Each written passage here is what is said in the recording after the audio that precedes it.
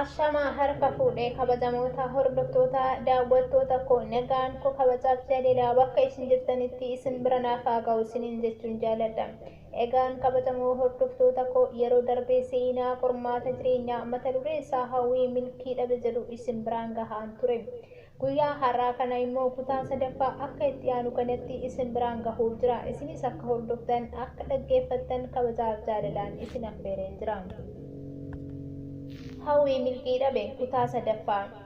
Amma gaarumeen erga deemtee ji'a tokko lakkoofsistee jirti. Harmee isheef garuu hanga yoonaa sagalee ishee hin dhageenyeen baay'ee dhiphachaa jirti.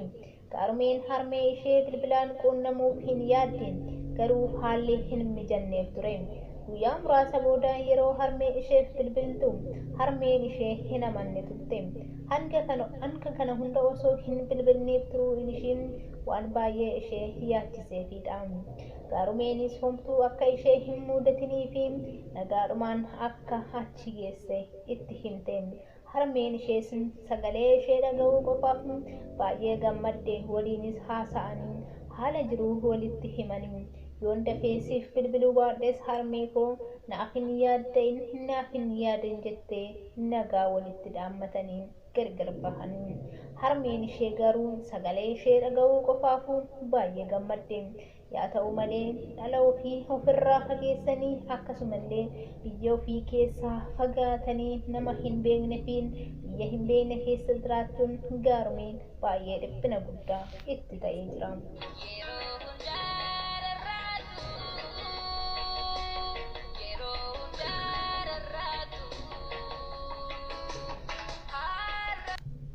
Gaarumeen turtii ji'a tokko ol biyya Arabaa keessatti lakkoofsiste keessatti wantoota baay'eetu ishee mudate. Yaa ta'u malee rakkoo ishee mudates ta'ee wanta ishee irra ga'e hunda harmee isheetti himuu hin barbaaddu.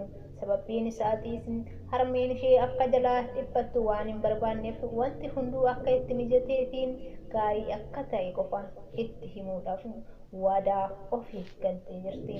Kanaafis gaarumeen wantumti fedhayyuu yoo ishee mudate harmee isheetti hin himtu ture.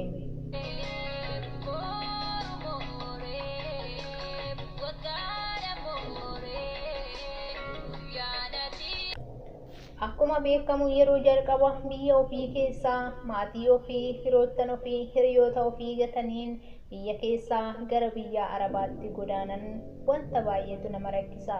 Wanti baay'eenis nama dhiphisa. Gaarumees suma kanatu mudate. Yeroo jalqabaaf wanti hunduu faallaa itti ta'ee itti ulfaatee itti cimusiin wanta hunduma obsaan dabarsuu fi abdii ofitti horuun immoo amala ishee keessaa isa tokkodha. Gaarumeenis amala kana waan qabduuf itti fayyadamtee wanta hundumaa obsaan dabarsaa jirti. Amma gaarumeen ji'a tokko ol lakkoofsisaa jirtu keessatti wantoota baay'ee argitee jirti. Maatii ofiirraa, biyya ofiirraa, firoottan ofiirraa fagaatanii biyya halagaa keessa jiraachuun ammam akka nama miidhuu fi ammam akka nama dhiphisu hubattee jirti.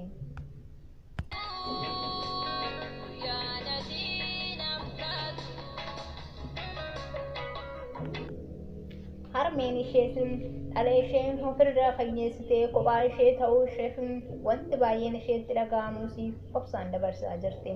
Harmeen ishees hojii isheetiin haala gaariirra jirti. Qarshii gahaas argatti. Intalli ishee sabdii itti horte waan ta'eef gammaddee jiraachuu jalqabde. Dadhabee osoo hin jenne nuffii tokko malee hojii ishee kabajjee hojjetti. Yeroo hundaa akkuma duraanii yaadni gaarumee ishee irraa hin fagaatu. Baay'ee waan jaalattuuf baay'ee yaaddi. Baay'ees ni yaaddoftii ture.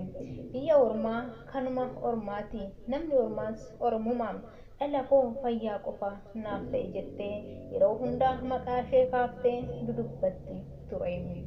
Gaarumeen yeroo qarshii humna ishee fudhattu guyyaa jalqabaaf baay'ee gammadde. Kaleessa yeroo yaadattu waan guyyaan kun dhufu hin seene ture. Garuu ta'ee argitee jirti. Inni kaleessa dhabee har'a argachuu akka danda'u hubattee jirti.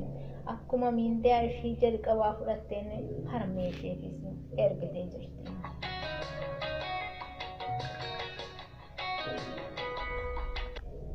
Harmeen ishees guyyaa gaarumeen hojjette haala qarshii taatee biyya Arabaatii qarshii harmee isheef ergitu gammachuu daangaa hin qabne gammadde. Jireenya gadadoo fi gidiraadhaan guutame kaleessa jiraachaa turan san gaafa yaadatan gammachuun isaan lamaanitu daangaa dhabe. Gammachuun isaanii garmalee irra taree wanti hunduu obsanii yoo eeggatan akka milkaa'an hubattee jirti. Isaan lamaanuu jireenya hawwaa turan san akka bira gahuun danda'amu baranii jiru. Gammachuudhaan jiraachuu jalqabanii jiru. Gaarumeenis hojii isheetti hojiin isheetti cimus obsaan dabarfachaa haalaan hojjetti. Harmee isheen jireenya qananii jiraachisuuf akka dandeessus hubattee jirti.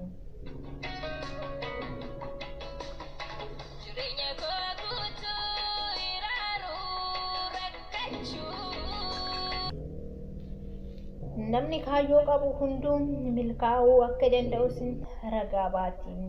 Amma gaddii fi yaaddoon kaleessaa sun hunduu irraa darbee jira. Maatii bira hojjettuunis walii galtee amala isaanii hunda dandeesseen biyya Arabaa keessatti yeroo baay'ee faayidaa osoo hin taane miidhaan akka baay'atu waan beektuuf wanta hundumaa obsaan dabarsitee jiraachaa jirti. Biyyi Arabaa tokkuma garaagarummaa homaa hin qabuun garuu ilaalchi namoota Arabaa hundaatu garaagarummaa guddaa qaba.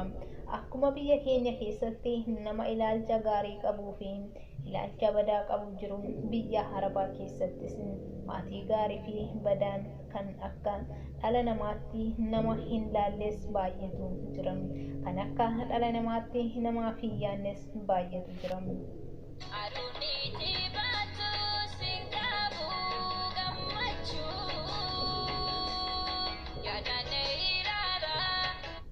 Akkasuma maatiin gaarumeen bira hojjettus maatii giddu galeessa turanii maatiin ormuma waan ta'eef yeroo tokko fuula gammachuu yeroo tokko immoo fuula badaa haa qabanii. Gaarumeenis akkasuma yeroo isaan fuula itti tolan fuula itti torte haala hundumaa dandeessee hojii ishee ittuma fufte. Wanta hundaa danda'uu fi abdii ofitti horuun obsaan dabarfachuun immoo amala ishee waan ta'eefidha.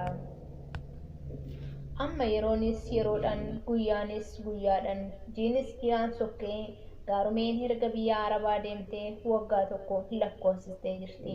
Turtii waggaa tokko kana keessatti wantoota isheen mudatan hunda dabarsitee jiraachaa turtee jirti. Haa ta'u malee gaarumeen nama hawwii guddaa qabuu fi karoora guddaa qabdu waan taateef wanta hundumaa obsaan dabarsaa jiraatti. Obbolaan isheen biyya namaa keessatti beela fi dheebuu gadadoo girraa hedduu dabarsaa jiraachaa jiranii fi bahanii achumaan hafanis hedduun akka jiran waan beektuuf jireenya yoo ka'u carraa amma argatte kanatti fayyadamte hojii ishee haalaan hojjette gara biyya isheetti deebite harmee ishee waliin jireenya gammachuu fi jireenya gaarii jiraachuun hawwii fi karoora ishee keessaa isa guddaa ture.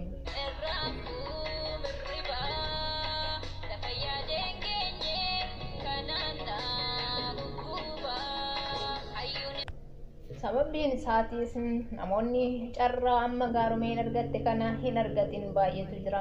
Biyya isaaniitii bahanii hojii hojjetanii dadhabbii isaanii firii dadhabbii isaanii osoo hin argatin humni isaaniis badee lubbuun isaaniis biyya Arabaatti kanaafuu hedduutu jira.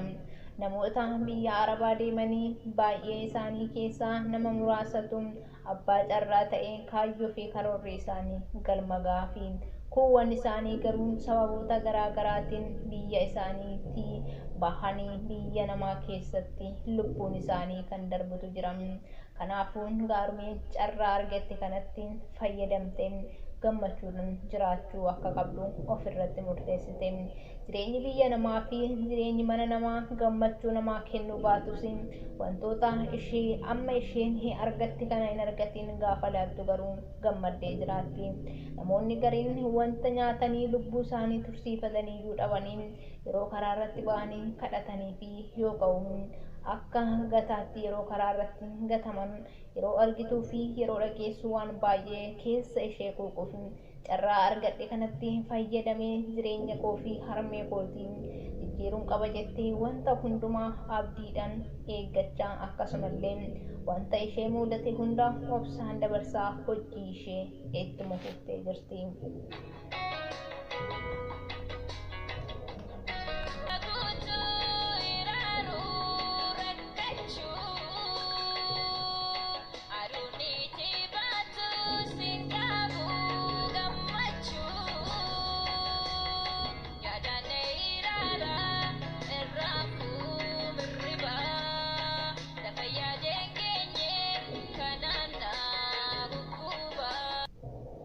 Kabajamoota hordoftoota daawwattoota koo seenaa qormaata jireenyaa hawwii milkii dhabe jedhuun kutaa afuraffaan isaa akka itti aanutti isiniif dhiyaata. Inni har'aaf qabadhee dhufe asuma irratti xumura. Galanni keessan guddaadha isiniin jechuun jaaladha.